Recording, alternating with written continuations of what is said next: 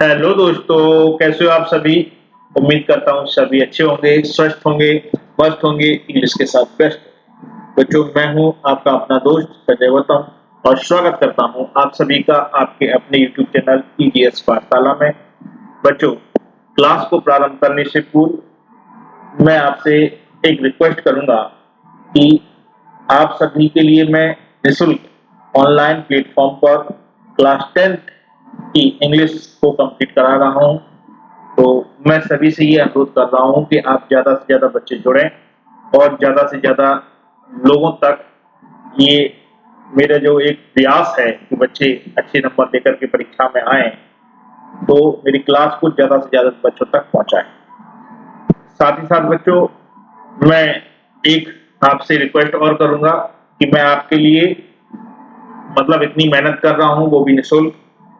तो मैं आपसे ये उम्मीद करता हूं कि आप मेरे चैनल को सब्सक्राइब करेंगे, लाइक करेंगे, कमेंट्स करेंगे, शेयर करेंगे और अपने सारे दोस्तों के साथ जो कि इंग्लिश पढ़ना चाहते हैं, इंग्लिश में जिनको डर लगता है इंग्लिश से या इंग्लिश में पास नहीं हो पाते हैं या जिनकी अंग्रेजी कमजोर है, उन सभी तक पहुंचाएंगे। ठीक है बच्चों, उम्मीद करता हूँ आप मेरी रिक्वेस्ट को जरूर सुनेंगे और अपने दोस्तों के साथ इसको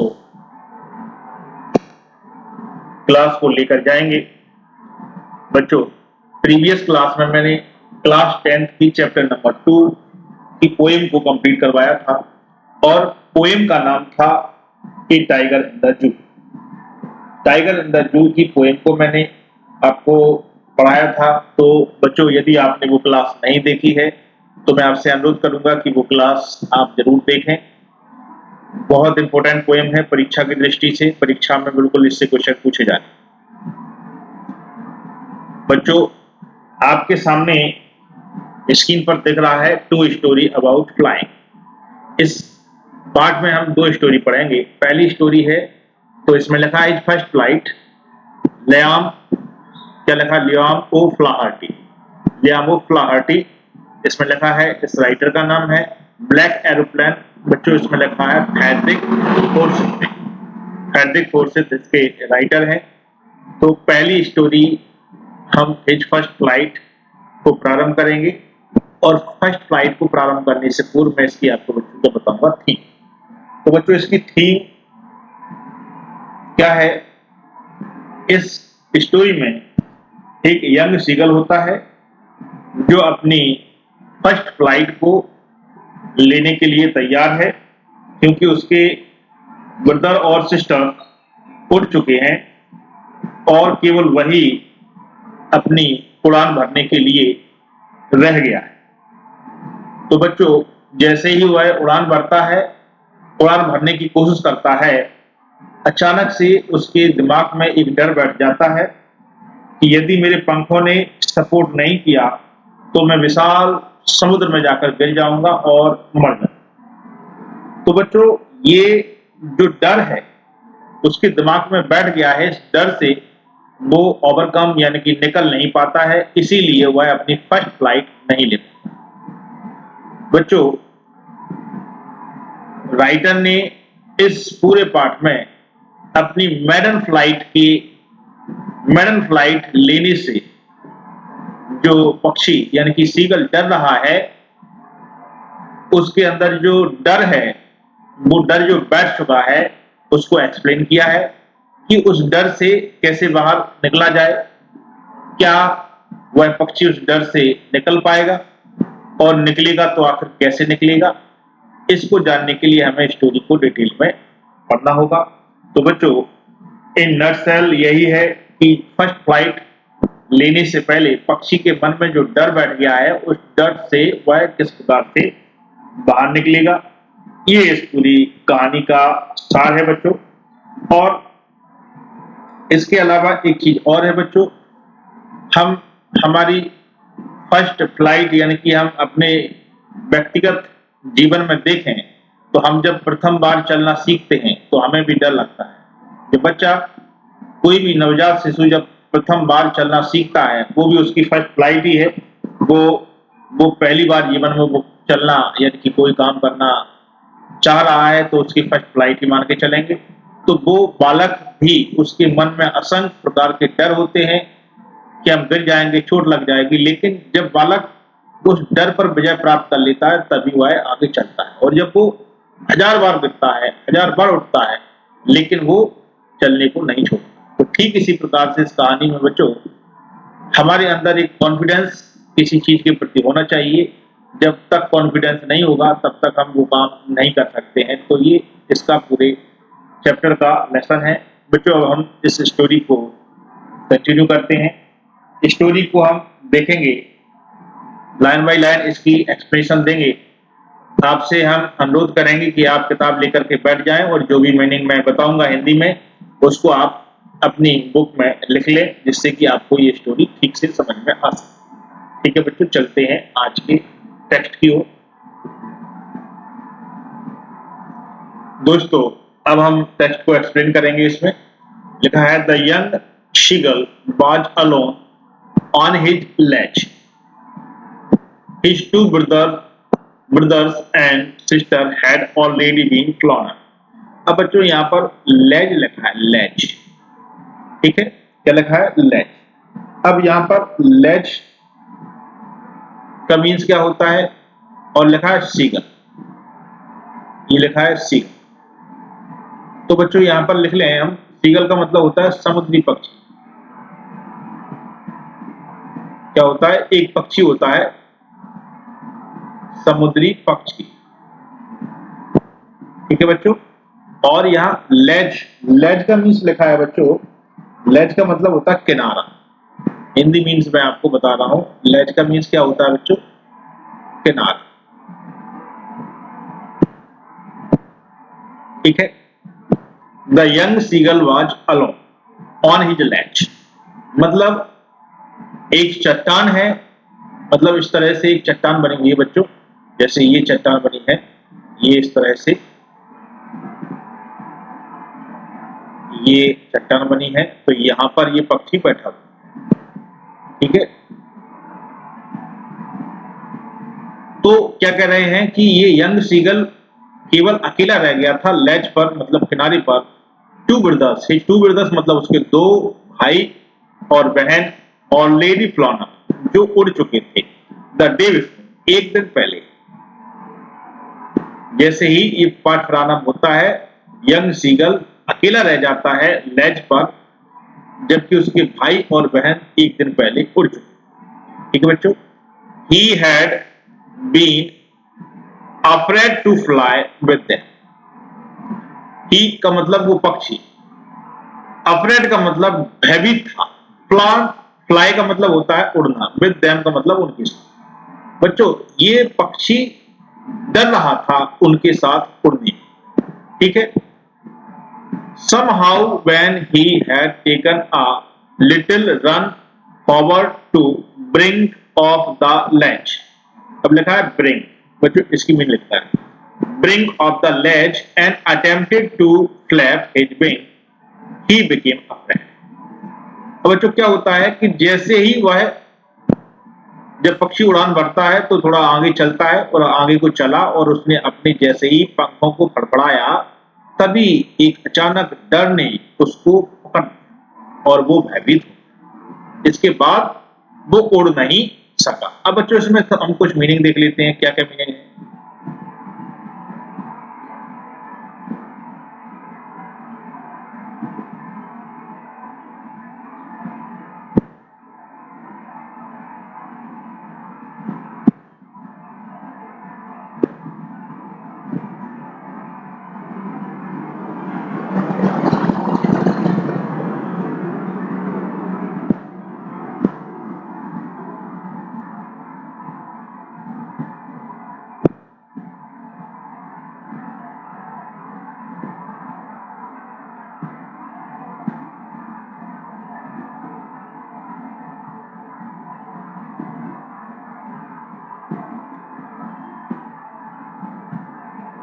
बच्चों इसमें वर्ड मीनिंग कुछ टफ नहीं है, इसीलिए वर्ड मीनिंग को हम आगे देखेंगे, छोड़िएगा।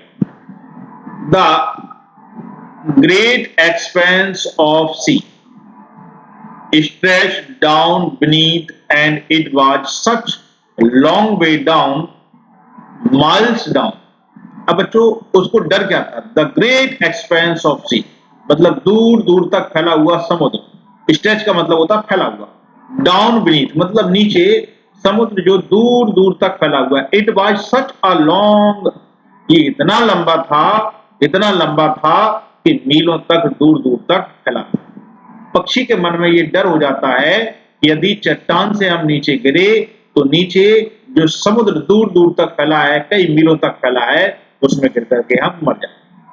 He felt certain, उसको ऐसा महसूस हुआ that his wings would never support him, उसको ऐसा लगा कि उसके जो विंग्स हैं, विंग्स का मतलब होता है बच्चों पंखे, पंख, वो उसको कभी सपोर्ट नहीं करेंगे। So he bent his head and ran away back to the little hole under the ledge where he slept at night। इसीलिए वह बेंड का मतलब झुका करके, हिज हेड अपना सिर को झुका करके, रेन अवे बैक वापस आ गया, टू द लिटिल होल उस छोटे से होल के पास, अंडर द लेज उस चट्टान में जो था, where he slept at night जहां पर उसने अपनी रात गुजारी। तो बच्चों इस पैराग्राफ में आपने देखा कि एक यंग सीगल जो कि अपनी फर्स्ट फ्लाइट लेने के लिए तैयार है, लेकिन जैसे ही वह उड़ने की कोशिश करता है तो उसको एक अचानक डर पकड़ लेता है और वह सोचता है कि उसके पंखों ने अगर उसको सपोर्ट नहीं किया तो वह विशाल समुद्र में गिर जाएगा, जो समुद्र दूर दूर तक फैला है उसमें वह गिर करके मर जाएगा और बच नहीं पाएगा। इसी डर के मारे बच्चों वो वापस आ जाता है और लेज पर जहां पर उसने अपनी रात गुजारना थी वो वहीं जाकर के छिप जाता है। ठीक है बच्चों, अब हम चलते हैं अब आगे अगली slide.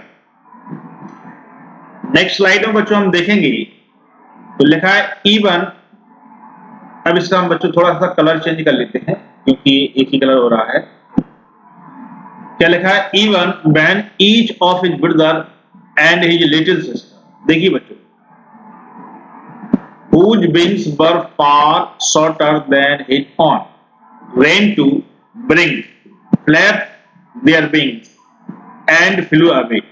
He failed to muster up the courage to take that plunge which appeared to him so desperate।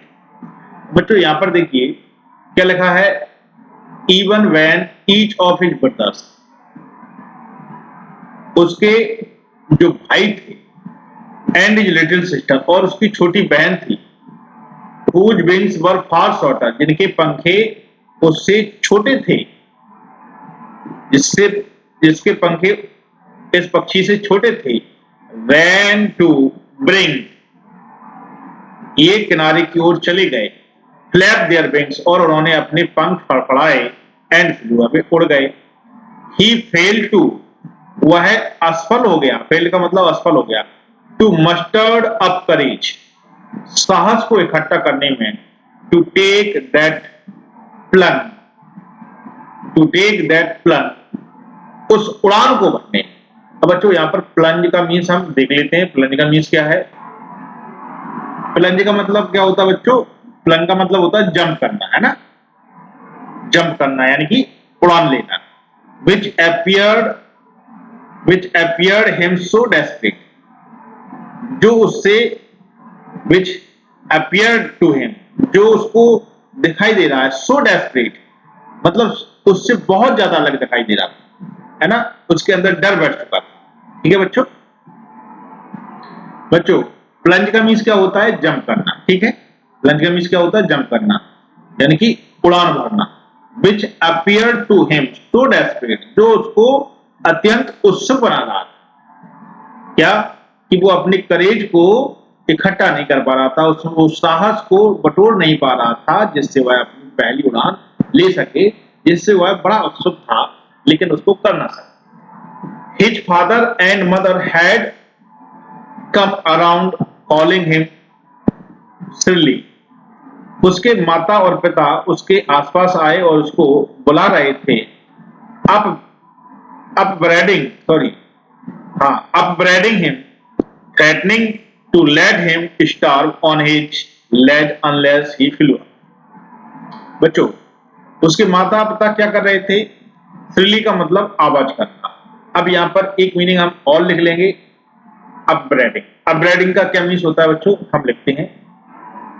तो बच्चों अपब्रीडिंग का मीन्स होता है रिबक, यानी कि डांटना। रिबक का मतलब क्या होता है, डांटना।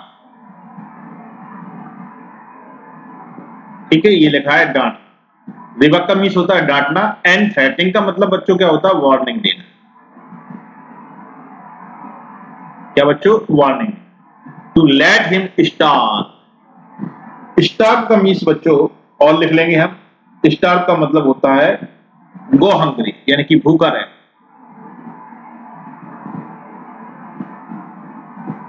क्या लिखा है बच्चों, गो हंग्री। मतलब उसके माता पिता उसके आसपास आ रहे थे, उसको जोर जोर से आवाज लगा रहे थे, डांट रहे थे और उसको इस बात की चेतावनी दे रहे थे कि वह भूखा रह जाएगा ऑन हिज लैज, उसी चट्टान पर, अनलेस ही फ्लू, यदि वह उड़ा नहीं। बच्चों उसके माता पिता उसके आसपास आ रहे थे और उसको डांट रहे थे और उसको चेतावनी दे रहे थे कि यदि उसने उड़ान नहीं भरी तो उसी चट्टान पर वह भूखा रह जाएगा जहां पर वह बैठा। But for the life of him, he could not move. लेकिन उसके जीवन का सवाल था, वह कह रहा था कि अगर भूख से तो मैं बाद में मरूंगा, लेकिन उड़ा तो मैं अभी मर जाऊंगा। इसीलिए वह उड़ ना सका, यानी कि पक्षी के हृदय में डर बैठ चुका था। बच्चों अब हम चलते हैं अपनी नेक्स्ट स्लाइड की ओर। अब हम स्टोरी को कंटिन्यू करेंगे। That was 24 hours ago. तो ये बात है बच्चों 24 hours ago. Since then nobody had come near him. मतलब उसको कितने घंटे हो गए थे बच्चों, 24 घंटे हो गए थे। 24 घंटे से उसके पास कोई नहीं आया। द डे बिफोर, एक दिन पहले, ऑल डे लॉन्ग, सारे दिन, he had watched his parents flying about with his brothers and sister, perfecting them in art of flight, teaching them how to skim the wave and how to dive for fish. बच्चों अब देखिए पूरे 24 घंटे हो चुके थे, वो उड़ नहीं सका था और पूरे 24 घंटे से वह एक ही जगह चट्टान पर बैठा। पूरे दिन उस समय उसके भाई बहन क्या कर रहे थे, अपने माता पिता के साथ उड़ रहे थे। वह क्या कर रहा था, देख रहा था। क्या यहां लिखा है, द डे बिफोर, एक दिन पहले, ऑल डे लॉन्ग, सारे दिन, ही हैड वॉच्ड, वह देखता रहा, पेरेंट्स, अपने माता पिता को, फ्लाइंग, उड़ते हुए, about with his brothers and sister, और अपने भाई बहन के साथ उड़ रहे थे। ठीक है, यानी कि उसके भाई बहन जो थे उनके साथ, माता पिता के साथ उड़ रहे थे। और माता पिता क्या कर रहे थे, परफेक्टिंग देम, उनको पूर्ण बना रहे थे, द आर्ट ऑफ फ्लाइट, उड़ान में। ठीक है, टीचिंग देम, सिखा रहे थे, हाउ टू स्किम, कैसे मछली को पकड़ना है, waves, skim the waves, and how to dive for fish. ठीक है, स्किम द वेव्स, इसका मीन्स बच्चों अपन लिख लें। बच्चों यहां पर हम देखें, how to skim the waves. Waves का मतलब होता है लहरों। लहरों से किस प्रकार से बचना है, मतलब हल्के छू करके निकल जाना है।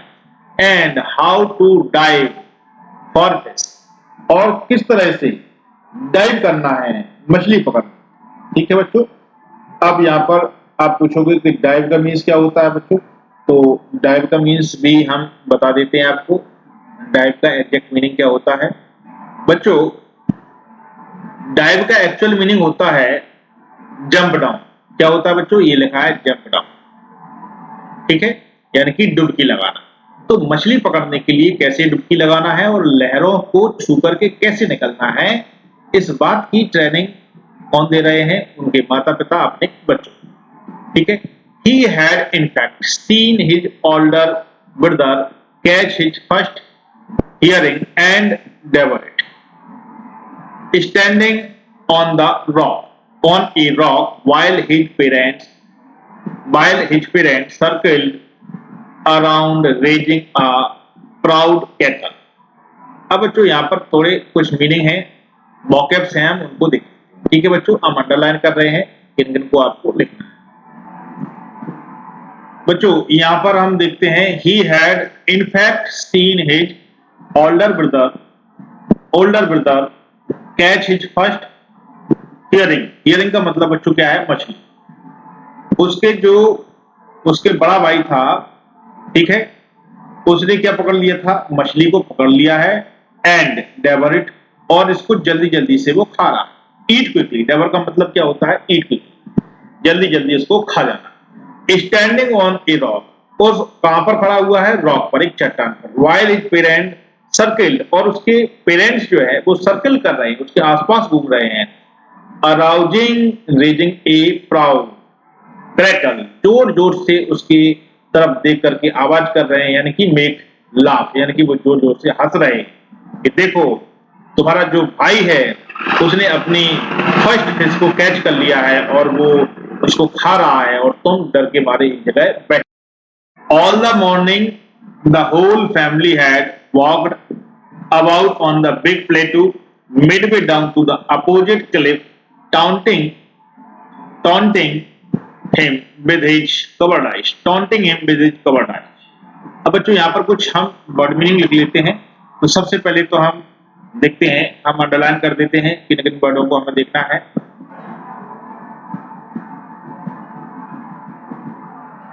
बच्चों यहाँ पर देखिए, क्लिफ का मतलब होता है समुद्र का किनारा, ठीक है बच्चों, समुद्र का किनारा, इसको हम लिख लेंगे समुद्र का किनारा, ठीक है बच्चों। और प्लेटू का मतलब बच्चों आपको पता है, पठार होता है ना, ऐसा होता है बच्चों जो पठार कैसा होता है बच्चों, ये इस टाइप से पठार है ना, पर्वत पर चोटी होती है, ये उसका ऊपर जो होता है वो समतल होता है, इसको पठार। तो बच्चों सारी मॉर्निंग में पूरी फैमिली चली गई थी वेट प्लेटू, मतलब एक बड़ा सा पठार था, midway down to the opposite cliff, मतलब समुद्र के दूसरे किनारे की ओर, और वहां से बैठ करके टॉन्टिंग है, और उस पर क्या कर रहे थे, टॉन्ट कर रहे थे, विद हिज कवर्ड आइज, उसकी कायरता को लेकर, ठीक है, उसको टॉन्ट कर रहे थे, उसकी कवर्ड आइज को लेकर के वो उस पर टॉन्ट कर रहे थे। तो बच्चों आज की क्लास में बस इतना ही, आगे की स्टोरी को हम अगले नेक्स्ट वीडियो में कंटिन्यू करेंगे। बच्चों आपको ये स्टोरी पढ़ के कैसा लगा, और आप कमेंट्स जरूर कीजिए, और मैं आपको पढ़ा रहा हूँ वो कितना हेल्पफुल है आपके लिए, क्या आपकी समझ में आ रहा है, क्या और इम्प्रूवमेंट करूं मैं अपनी क्लास में, तो वो इम्प्रूवमेंट आपके सजेशन के आधार पर ही होगी बच्चों, इसीलिए कमेंट्स करना ना भूलिए।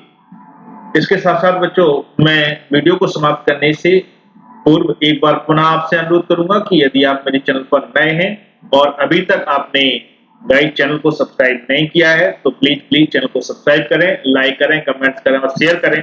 साथ ही अपने दोस्तों से ये जरूर कहें कि यदि आप अंग्रेजी पढ़ना चाहते हैं तो EGS पाठशाला को देखिए, ठीक है बच्चों। मिलते हैं अगली वीडियो में, till then bye bye, take care, good night, सबा खैर, खुदा।